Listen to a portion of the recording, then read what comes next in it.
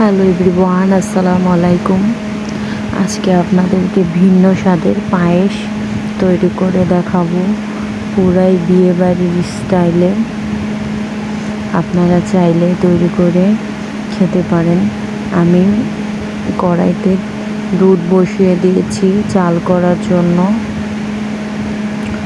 তারপরে আমি বাটিতে আধা কাপ পরিমাণ চাল নিয়ে নিচ্ছি। এটা হচ্ছে পোলার চাল।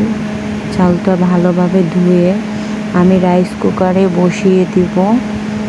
আমি এক্সট্রাভাবে আগে চালটা ফুটিয়ে নিচ্ছি।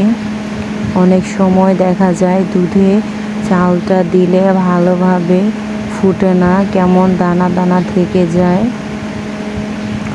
তো আমি চালটা দেওয়ার পর রাইস কুকারটা অন করে দিব।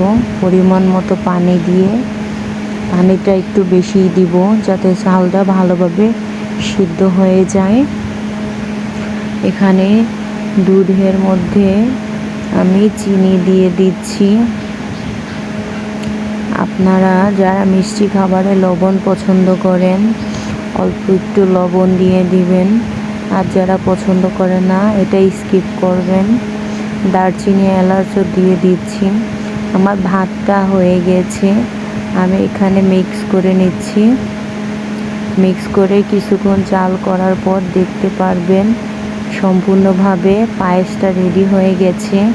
তখন চুলা থেকে নামিয়ে নেবেন। চাইলে কনডেন্স মিল্কও দিতে পারেন। এই তো দেখতে পাচ্ছেন আমার পায়েসটা পুরো রেডি হয়ে গেছে। এখন আমি নামিয়ে সার্ভ করে নিব। খুবই সুস্বাদু এবং মজাদার। চাইলে আপনারা ট্রাই করে দেখতে পারেন। খুবই চট জলদি হয়ে যায়, মুখে লেগে থাকার মতো সুস্বাদু পায়েস। আজকে পর্যন্তই। সবাই ভালো থাকবেন, সুস্থ থাকবেন। আল্লাহ হাফেজ।